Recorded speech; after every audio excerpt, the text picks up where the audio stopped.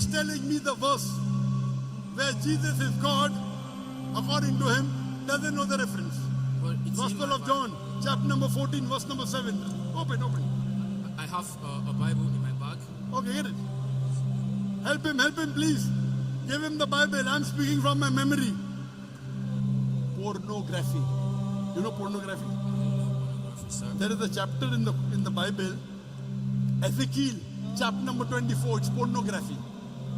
Even if you give me $1 million, I cannot read it. This is one of the ways the Christian missionary says Jesus claimed divinity. You didn't say? Others say. At the time of Jesus, he was the way, the truth, and the life. No man cometh to God but through the teachings of Jesus. That doesn't mean he becomes God. At the time of Prophet Muhammad is the way, the truth, and the life. No man cometh to the Father but through Prophet Muhammad. If you know Prophet Muhammad, you know God. If you see Prophet Muhammad, you have seen God in context. It doesn't make them God. Jesus said, I am Alpha and Omega, no beginning, no end. Doesn't the Bible say that Jesus was born in the stable in Bethlehem? He had a beginning. It's a contradiction. Right or wrong? So first of all, I must say, I've known you for a while. I have a Muslim sister somewhere here in the crowd, and she sends me your stuff, and I listen, and I must say it's a huge honor to be in your presence, sir. Firstly, before I ask my questions, I have to lay a foundation. I have to ask you at first, if you as a Muslim, do you believe in the Bible? Brother asked the question that do I believe in the Bible? No. I do not believe in the present Bible. I believe in the original revelation which was given to Jesus, that is the Injil. The present Bible, according to the scholars of Christianity, is not the original Injil. I believe in the original Injil, the Wahi which was given to Jesus Christ, peace be upon him. According to the scholars of Christianity, there are 24,000 manuscripts of the present Bible and no two identical. So the scholars don't believe it is the word of God. How can I believe? So the present Bible is not the word of God. It is mixture. It contains some parts to be the word of God, some parts to the word of Jesus Christ, some parts the word of historian, and some parts of pornography. Pornography. You know pornography? I do know pornography, sir. There is a chapter in the Bible, Ezekiel, chapter number 24. It's pornography. Even if you give me $1 million, I cannot read it. So this present Bible is a mixture. Some parts are word of God, which matches with the Quran. I've got no problem agreeing it to be the word of God. Which goes against, I cannot believe. The original revelation given to Jesus was the word of God. But that hasn't been maintained. The scholars of Christianity say that, leave aside you and me. Because you have not studied the Bible, you may not, do you know that there are 24,000 manuscripts of the Bible? I know the Bible. And no two identical. No two identical. There are so many versions of the Bible. King James Version, New International Version, American Standard Version, Revised Standard Version. In my library, I've got 250 different versions of the Bible. Quran is only one. Quran in Arabic is only one. There may be different translations, but Bible, different versions. So, the present Bible is not at all the word of God. Is it clear? And that goes for both the Old and the New Testament. Of course, both. Okay.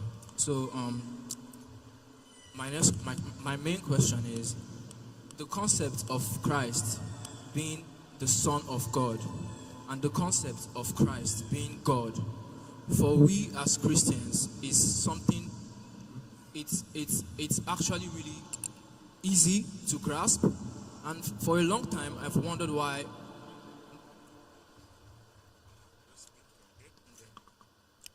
the concept of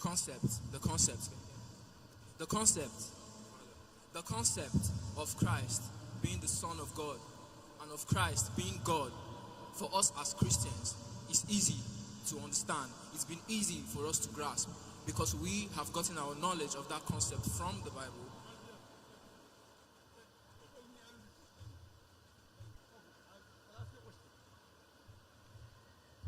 The brother is saying, asked me a question, why can't the concept that Jesus is Son of God and He's God of the Bible, why can't the Muslims understand this question? So I'm telling him, I clearly mentioned in my question answer session and my talk Why can't the Muslims why can't the Christians understand? I understand the Bible very well. I'm not speaking on behalf of the other Muslims. I have read the Bible. I have studied the Bible. Nowhere does the Jesus Christ, peace be upon him, and I told that there is not a single unequivocal statement, not a single unambiguous statement anywhere in the Bible where Jesus Christ, peace be upon himself, says, I am God, or where he says, worship me. If you brother, can point out a single verse from the Bible where Jesus Christ, peace be upon him, himself says, I am God, or where he says, worship me, I am ready to accept Christianity. One verse, only one. Yeah. Speak to me. Tell me because you cannot hear. Daddy cannot hear. I'll repeat. Brother said in three places where Jesus claimed divinity. What was my challenge? There is not a single verse in the Bible where Jesus Christ himself says, I am God, or where he says, worship me. He's saying, Jesus said, I and my Father are one. Does it mean he's God? No. Does it mean he's God? No. My challenge was, show me a single unambiguous statement. Not show me a single unequivocal statement where Jesus Christ, peace be upon him, himself says, I am God, or where he says, worship me. Brother is saying, Jesus said, I and my Father are one. Do you know where does it say in the Bible? Do you know where does it say in the Bible? No. Yes. Do you know or you don't know? Do you know the reference or not? Do you know the reference? Where does the Bible say Jesus Christ said, I and my Father are one? I could check. I could no. open it for you. Do you know now or no? Yes or no? I don't know now. I'll help you. Well, help me, please. You don't know? Help me, please. Help me, please. Okay. What he's quoting is Gospel of John, chapter number 10, verse number 30. He is telling a verse of the Bible which he believes, and I'm telling him the reference. Thank you, sir. Thank you, sir. You should thank me. Thank you, sir. So who's working hard, me or you? Thank you, sir. You are quoting something, I'm giving you the reference. So who's struggling more, you or me? You. Who's doing more research? You. Okay. Now what is the context? For the context of Gospel of John chapter 10 verse number 30, you have to read 7 verses before. You know the brother earlier, he tried to misguide us by quoting out of context. The brother who came before, he was trying to misguide by quoting out of context. Now I will quote you the context. The context is Gospel of John chapter number 10 verse number 23. You can open the Bible and check. I'm going to speak from my mind and check whether I'm saying correct. I have a Bible in my bag. Okay, get it. Help him, please. Give him the Bible. I'm speaking from my memory.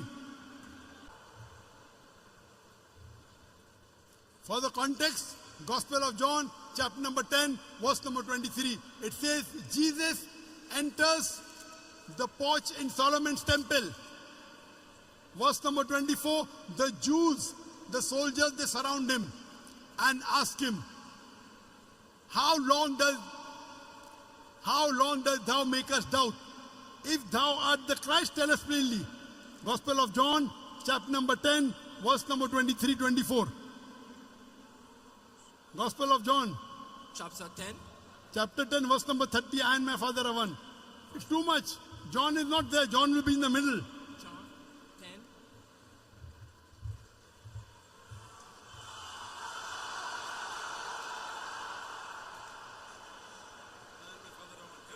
Correct.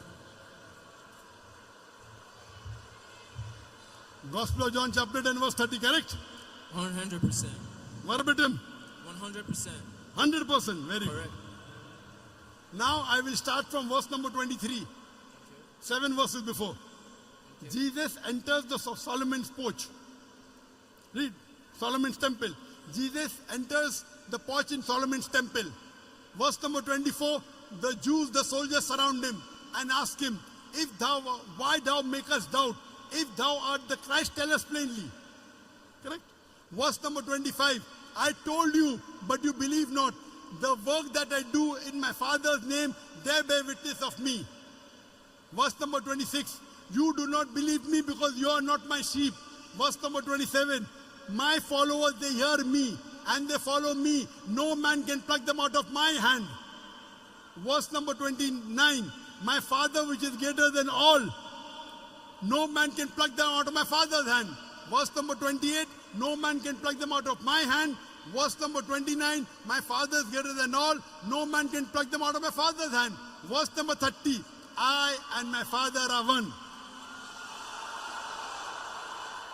Here it's talking about one in purpose, not one as joined. That means Jesus Christ was talking about the truth. When he's speaking about the truth, the message was the same.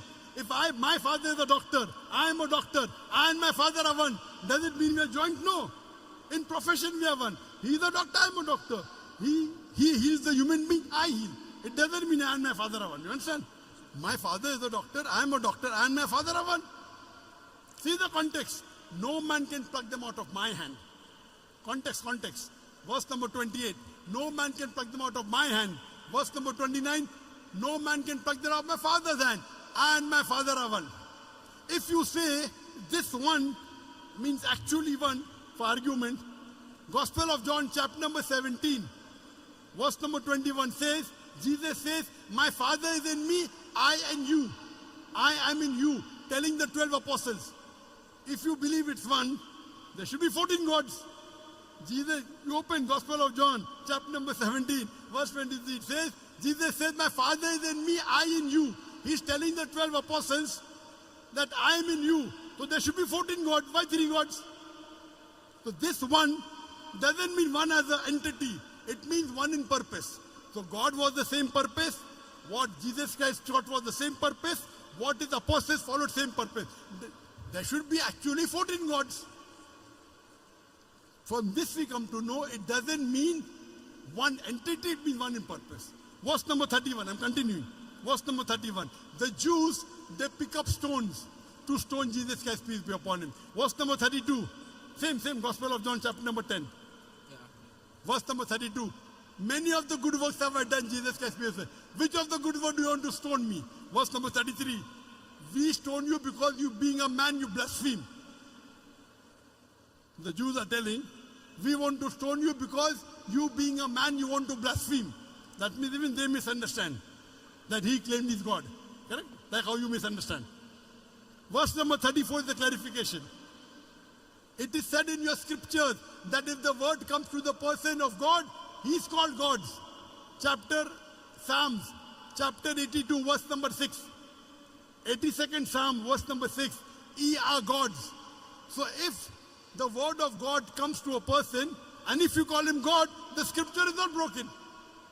That means small g, small God, means the messenger of God. No problem. Read the context. Where does it say one? If you really mean I and my Father are one, then you have to say I, Father, and 12 apostles are one. All the apostles are God. Even Thomas, even Peter. Do you believe Thomas is God? Thomas is God. Thomas is God. Because Jesus said, I, Father is in me, I in you, to the apostles. Yeah. We are one. If I and my Father are one is God, there should be 14 gods.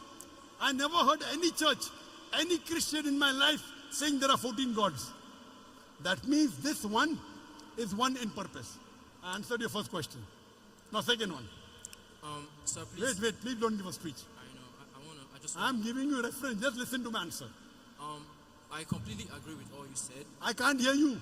That microphone you cannot hear, this you can hear. I should use that. That microphone you cannot hear, different microphone. Brothers and sisters, can you hear me? I cannot hear you. The second reference he gave, second place he said, I am the way, the truth, and the life. No man cometh unto the Father but through me. That you said, correct? Sorry? I am. No, he that has seen me has seen the Father. Sorry? He that has seen me has seen the Father. Yeah, that's what I said. Do you know the reference? I said that. Reference. Yeah. What is the reference? Sorry? Reference. You tell me, sir. You tell me. Doesn't know the reference. He is telling me the verse where Jesus is God, according to him, doesn't know the reference. But it's Gospel of John, chapter number 14, verse number 7. Open. Chapter what? Gospel of John, chapter number 14, verse number 7. John 14, verse 7. I'm here. Does it say that or not? 7, 8, 9.